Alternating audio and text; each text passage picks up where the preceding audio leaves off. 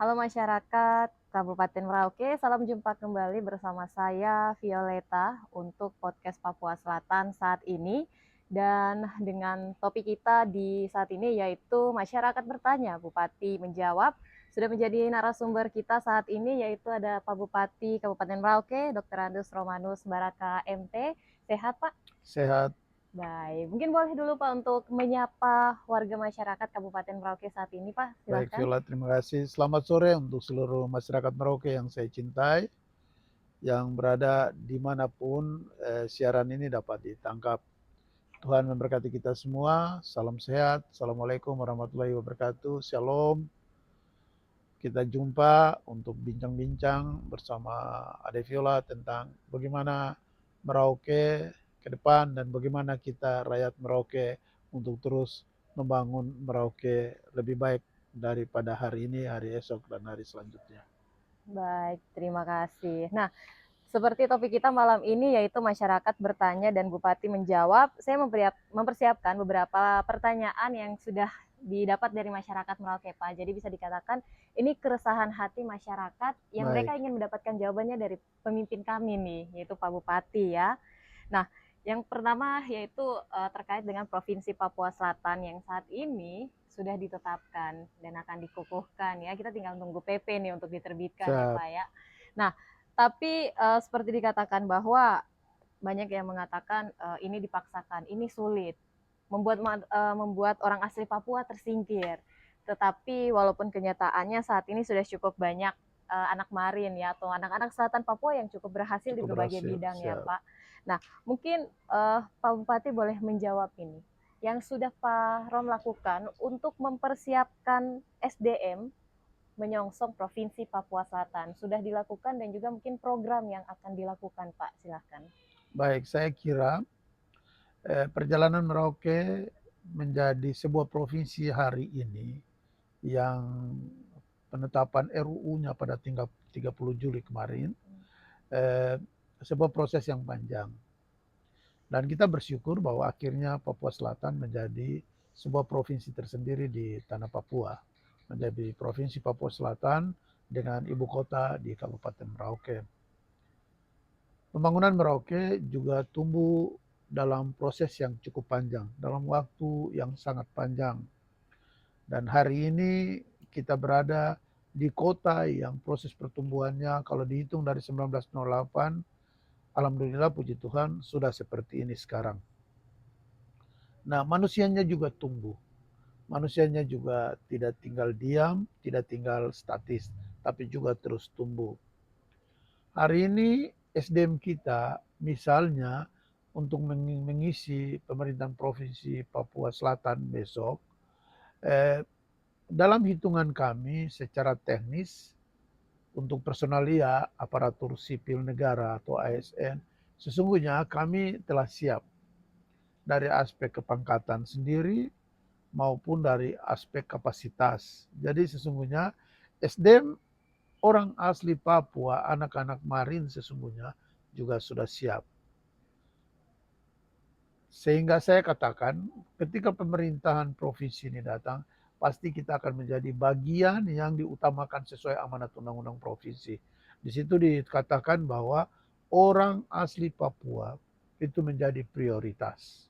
Dan itu komitmen kami, pemerintah daerah bersama dengan pemerintah pusat dan juga DPR RI, DPRD, DPRP. Nah, demikian dengan masyarakat secara umum. Memang untuk kita mendapatkan bahwa masyarakat asli Papua yang ideal untuk siap ini tidak gampang. Tetapi dilihat dari kesiapan hampir di seluruh wilayah, saya harus katakan bahwa kami siap. Kami tidak akan tertinggal dari pertumbuhan dunia yang ada. Kami tidak akan tertinggal dari pertumbuhan Provinsi Papua Selatan. By proses kami pasti akan tumbuh. Dan ini yang saya bisa katakan sore ini. Saya dalam kepemimpinan saya khususnya pada periode pertama, periode kedua, saya telah jauh-jauh hari melakukan beberapa strategi untuk pengembangan SDM. Misalnya saat itu yang saya lakukan adalah dengan mengirim anak-anak Malin, anak-anak Papua kelas 4 SD khusus untuk belajar tentang eksata di Surya Institute, di programnya Profesor Surya.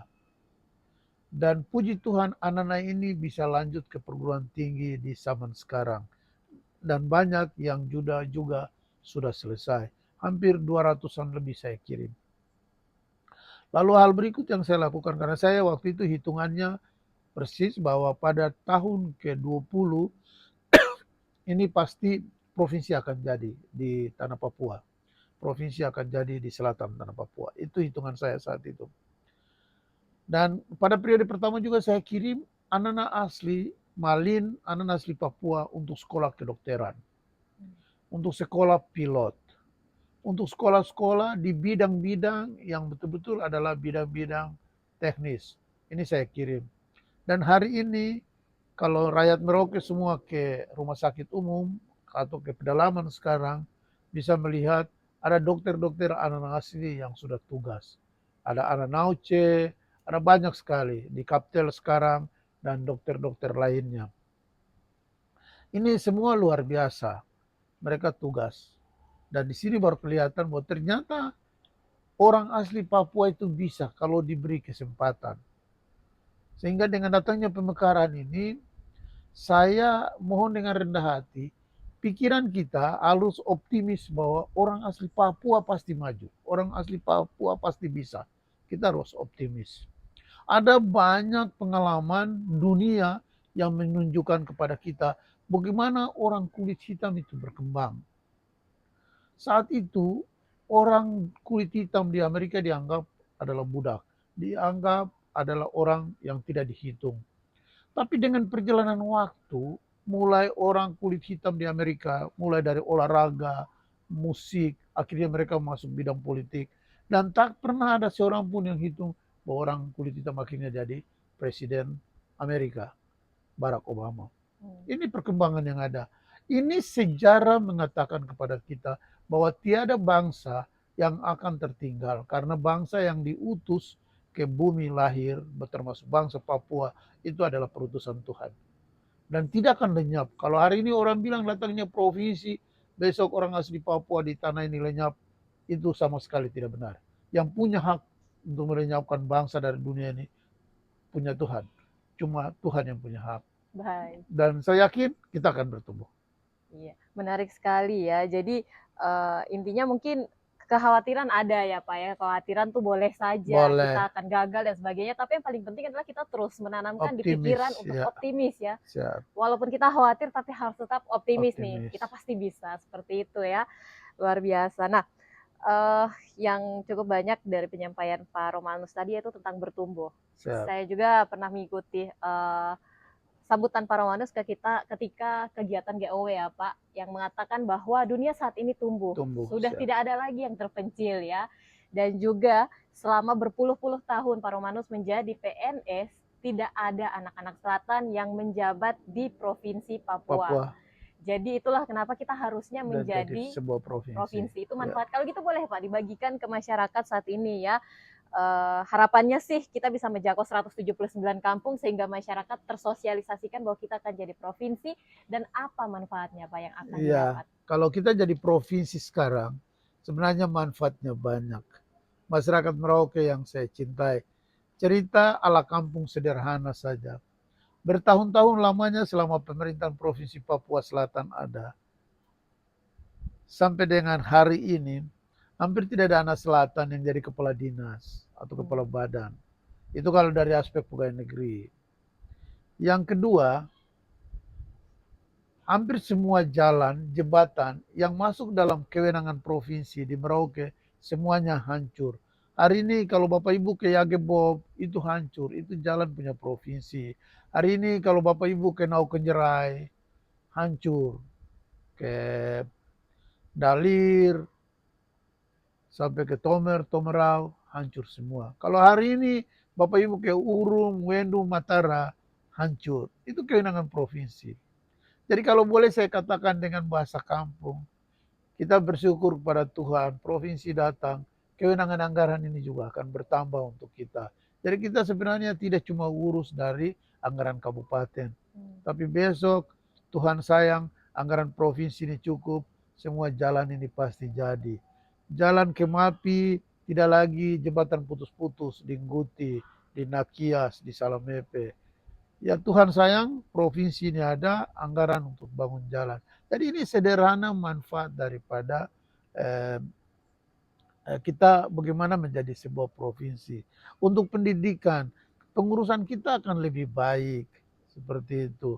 Ada anak-anak yang mungkin dengan program bantuan studi pemerintah provinsi, seperti kita bikin 1.000 dokter anak selatan, mungkin pasti kita akan lakukan karena dana kita cukup seperti itu. Anggaran otsus yang selama ini orang bilang Papua itu dapat kurang lebih 3 triliun. Setelah dibagi-bagi, Merauke itu dapat cuma kurang lebih 80-an miliar.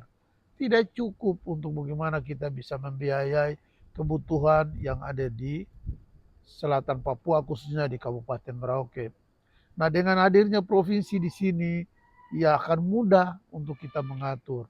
Contoh untuk para petani, kemarin ketika saya berteriak tentang pupuk, bagaimana keadilan untuk membagi pupuk, kuota pupuk secara nasional itu turun di Jayapura, di provinsi, baru Jayapura yang atur ke semua kabupaten kota yang ada di provinsi Papua.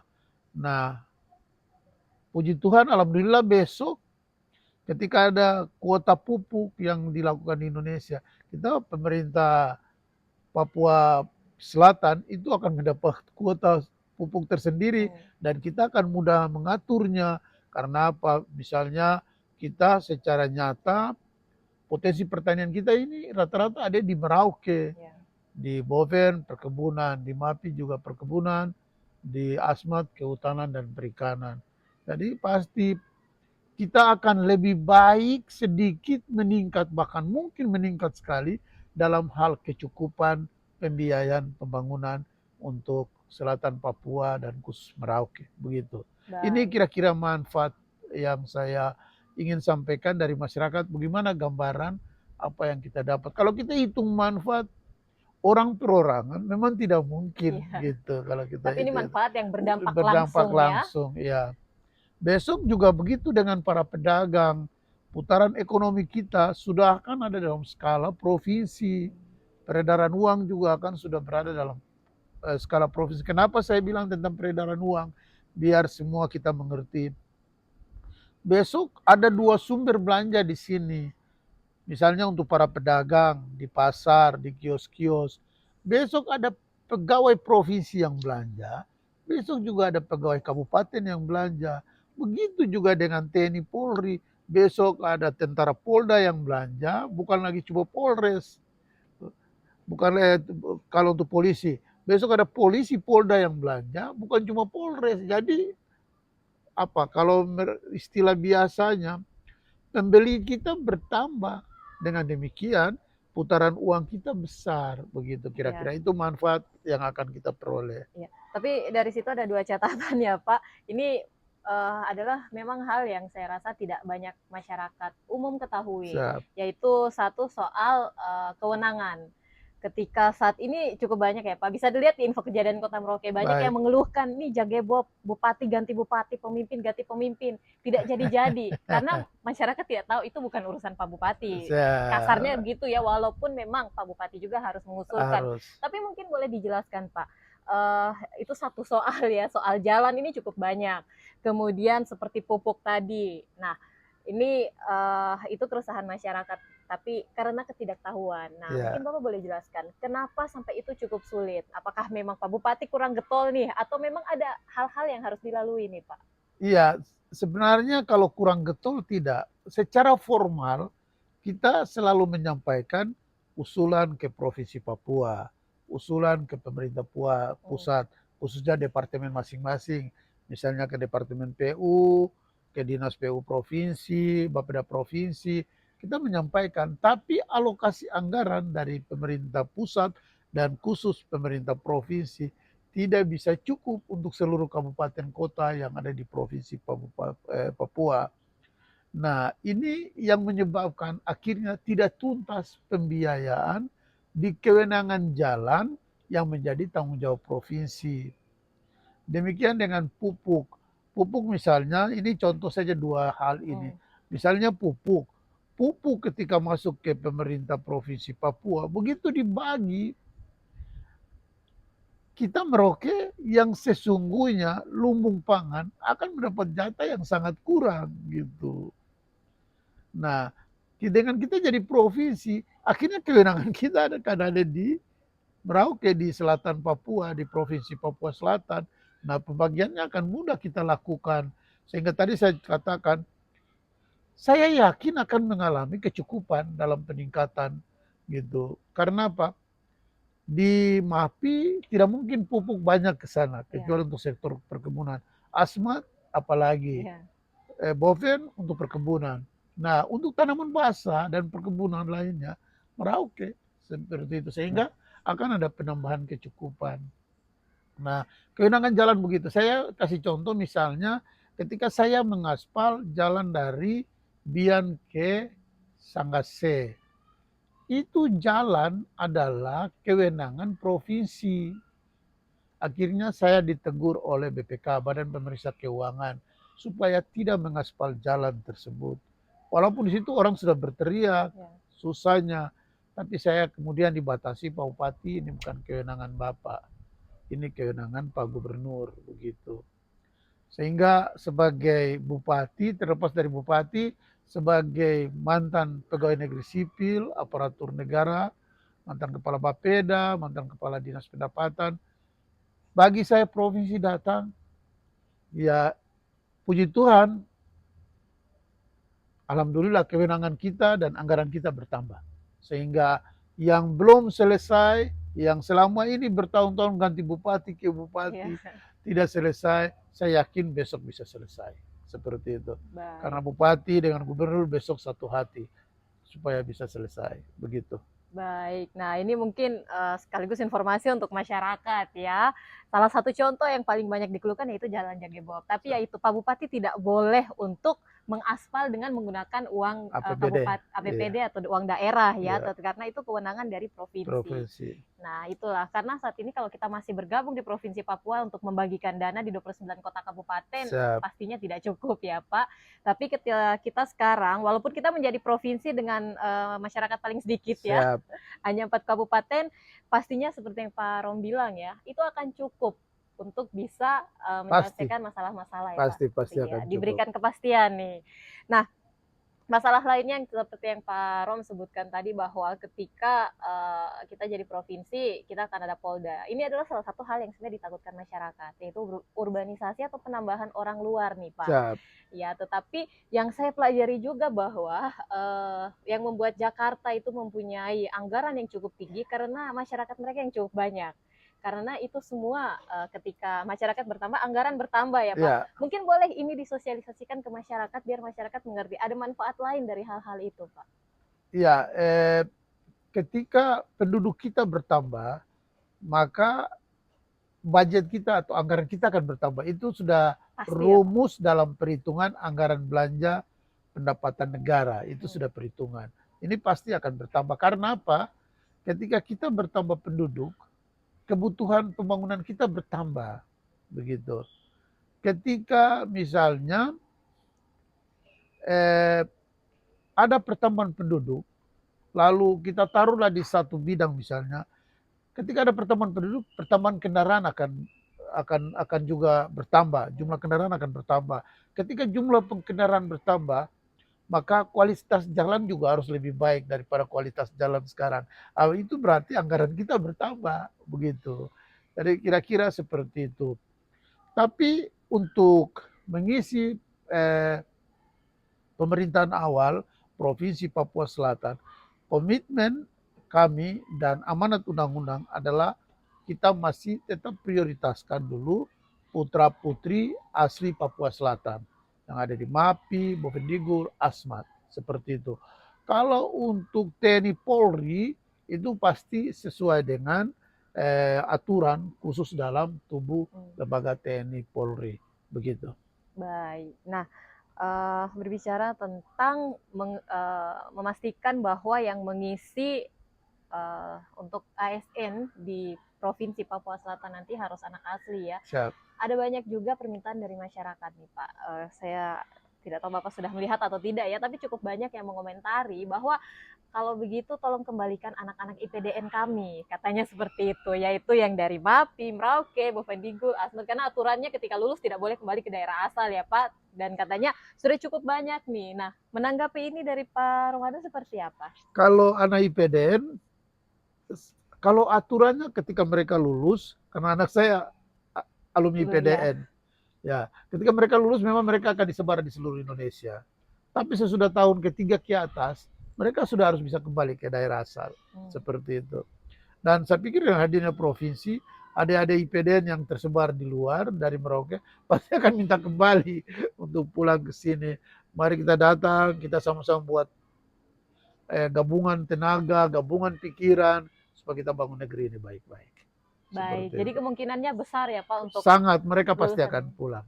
Begitu. Baik, ya ini itu beberapa keresahan dari masyarakat ya Siap. Pak sudah terjawab nih. Ya, Nah, eh, untuk itu Pak Rom, tapi ketakutan terbesar adalah UAP akan terpinggirkan walaupun sudah Pak Rom tegaskan di awal tadi ya, kalau kita melihat dari undang-undang sudah benar-benar dijaminkan, diamankan. siap. Nah, tetapi Provinsi Papua Selatan ini Pak, ini akan menjadi catatan sukses atau catatan gagal pemimpin saat ini. Salah satunya Pak Rom untuk Bupati Siap. Merauke ya.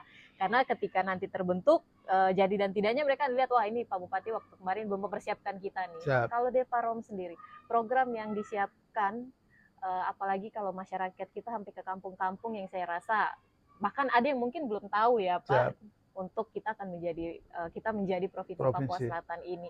Apa program-program yang mungkin untuk masyarakat kita di kampung-kampung nih Pak, dengan sekolah yang terbatas? Baik.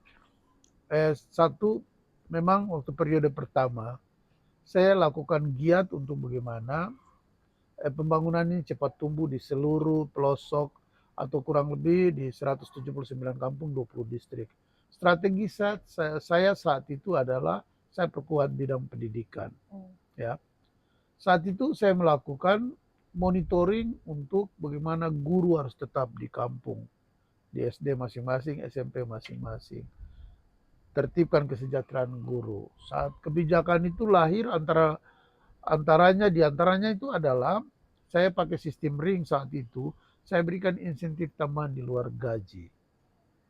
Seperti itu, khusus kepada mereka yang di distrik 1, anggaplah itu ring paling luar.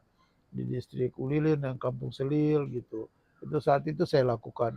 Lalu yang kedua, agar semua informasi pembangunan bisa cepat sampai, pasti masyarakat Merauke masih ingat bagaimana dengan keringat dan susah payah saya harus berjuang untuk bangun semua tower Telkomsel, Telkom di seluruh distrik yang ada. Salah satunya saat itu saya mau pendidikan formal ini berjalan, tapi pendidikan informal ini juga berjalan. Karena hitungan saya saat itu sederhana. Saya mau orang Merauke itu tidak ketinggalan teknologi. Kalau boleh ada mama-mama di kampung yang langsung bisa pegang handphone. Dan ketika anaknya sekolah di luar, dia tidak perlu kasih keluar ongkos untuk datang ke kota Merauke. Tapi dari kampung dia sudah bisa telepon, anakku baik-baik kah? Seperti itu. Nah itu strategi yang saya coba lakukan. Hal itu terus saya bangun sampai dengan periode pertama selesai. Saya istirahat, lalu pada periode kedua ini, saya coba menata kembali. Saya menata kembali program ini agar program ini hidup kembali.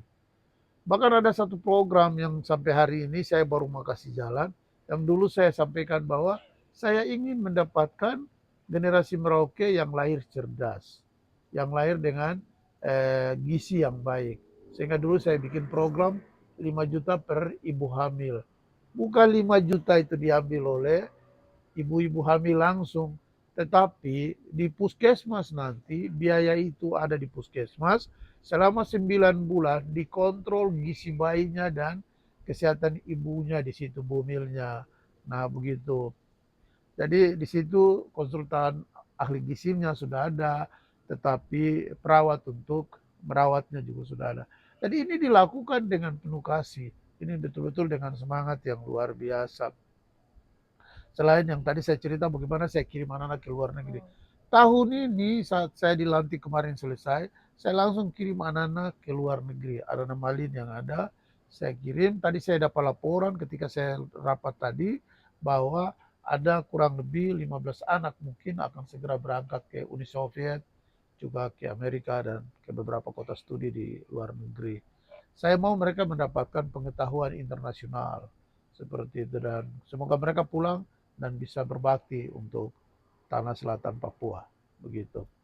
Nah, untuk masyarakat dulu saya lahirkan yang namanya program pemberdayaan masyarakat kampung, yakni dana desa. Saat itu saya yang lahirkan, yang sekarang jalan satu kampung 1 miliar. Ini saya yang lahirkan saat itu. Saat itu saya berikan 200 juta, 300 juta, 500 juta sambil mendorong capacity building atau sambil mendorong eh, pemahaman manajemen administrasi dan juga kreativitas perencana dari aparatur kampung sambil saya dorong. Nah, ketika cukup, kemudian diberikan 1 miliar. Ini saya mau agar kampung itu tumbuh dengan mengelola uang ini baik, agar mereka menjadi mandiri.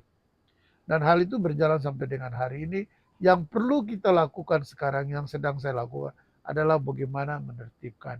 Lalu untuk ekonomi, memang ekonomi saat itu saya lakukan dengan masing-masing wilayah di Merauke punya karakter pertanian sendiri-sendiri. Misalnya daerah Muting, Ulilin, Eligobel itu untuk perkebunan. Nah, bagaimana saat itu saya tata agar semua orang bisa tanam karet, rambutan, dan tanaman ikutan lainnya. Ini coba saya lakukan. Untuk yang Merauke dan sekitarnya tanaman basah sampai ke Okaba, termasuk perikanan sampai ke Kimam. Ini coba saya lakukan. Sehingga saat itu program saya adalah kalau boleh sampai ke kampung-kampung, misalnya kita bangun di Sabon, kampung yang paling jauh di Yeraha, sampai kita datangkan RMU portable di sana. Artinya penggiling beras di sana. Nah, ketika orang lihat beras, orang pikir, oh beras ini kita cuma harus bisa beli. Ternyata mereka sendiri bisa bikin. Nah, ini yang saya coba lakukan. Lalu yang berikut, memang sekarang saya coba mendorong, tapi karena terputus, jadi saya harus mendorongnya pelan-pelan seperti itu. Tapi puji Tuhan, semua daerah hari ini sudah bisa by telepon. Perhatikan, orang dengan telepon orang akan ikuti perkembangan pasar, orang akan ikuti perkembangan teknologi, orang akan ikuti berbagai perkembangan di segala bidang pembangunan. Begitu. Baik, kan yang terpenting dasarnya ya komunikasi ya Pak Komunikasi, ya. ya, Ketika ada komunikasi berarti informasi bisa lancar, didapatkan. ya. Nah, ini menarik sekali ya. Kita sudah cukup banyak yang dijawab ya dari Pak Bupati dalam podcast kita saat ini dengan topik masyarakat bertanya, Bupati menjawab. Pastinya harapannya Pak, kita ketika mendapatkan keresahan masyarakat bisa berdialog sama Pak Bupati lagi untuk Saya menjawab kira ya Pak ya. bisa, sangat sangat bisa sekali. Baik, Kita terbuka, yang penting kita komunikasi tentang waktu, sudah kita bisa dulu cerita sama-sama. benar sekali Pak. Kalau sering-sering ntar dibilang, oh Bapak nih nggak ada kerjaan nih. Gitu ya. Ya, Baik, ya karena sibuk ya kita akan mengatur waktu, tapi mungkin terakhir Pak, boleh ajakan himbauan kepada masyarakat Kabupaten Merauke ya, karena saya rasa yang namanya keberhasilan daerah bukan dari pemimpin ya Pak, tapi bagaimana masyarakat di dalamnya bisa ikut mendukung ya Pak, baik, apalagi kita menyongsong PPS ini, silahkan Pak. baik. Untuk seluruh masyarakat Merauke yang saya cintai, saya mohon sekali kita semua bersatu, kita bergandengan tangan, kita seia sekata, kita berpikir sama-sama untuk bagaimana kita mengisi pembangunan ini dalam konteks provinsi, tetapi juga dalam konteks kabupaten yang ada. Kita boleh berbeda pendapat, tapi mari pendapat itu kita satukan sama-sama. Kita boleh saling koreksi keras, tapi mari kita satukan sama-sama. Ketika kita koreksi, kita juga memberikan solusi agar kita bisa membangun negeri ini sama-sama. Kalau kita berbeda terus, kita tidak akan bersatu, pembangunan juga tidak bisa jalan. Karena kenapa? Kita saling membutuhkan satu sama lain. Hari ini saya menjadi pemimpin, besok ada orang lain lagi jadi pemimpin, jadi bupati. Dan setiap pemimpin pasti tidak sempurna, ada kurangnya. Tapi ketika kekurangan dan kelebihan ini bisa kita padukan, saya yakin dan percaya daerah ini akan tumbuh. Kita sama-sama akan maju. Karena setiap perbedaan pendapat kita, perbedaan pandangan kita, tujuannya adalah untuk kita maju, kita membangun negeri ini. Seperti itu. Sehingga mari saya ajak kita semua bersatu dalam hal apa saja. Mari kita bersatu dan kita tumbuh. Kita harus tunjukkan besok kepada negara bahwa ketika negara ini memberi kita kepercayaan menjadi sebuah provinsi, kita harus buktikan bahwa kita bisa. Kita mengusulkan, kita mengendaki datang provinsi. Ketika provinsi ini sudah datang, kita harus bisa mengisinya dengan pembangunan. Kita boleh berbeda pendapat, tetapi pendapat-pendapat itu mari kita satukan. Dan kita saling dukung untuk kita maju. Hal ini akan lebih baik. Apalagi kita sudah ikat Merauke ini dengan kesatuan hati Nusantara kita. Isakot Bekai, Isakot Kai, satu hati, satu tujuan. Mari kita menjadi saudara sejati yang baik. Sehingga daerah ini tumbuh. Hari ini kita boleh berada dalam kondisi pembangunan kita seperti ini.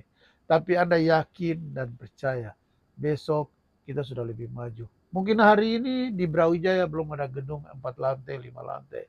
Tapi mulai sekarang hitung detik, besok sudah ada 4 lantai, 5 lantai. Mudah-mudahan itu punya orang Merauke. Begitu. Amin. Terima kasih. Terima kasih banyak Pak Bupati Merauke ya, Dr. Andes Romas Baraka, untuk waktu dan juga untuk kesediaan menjawab ya Pak ya.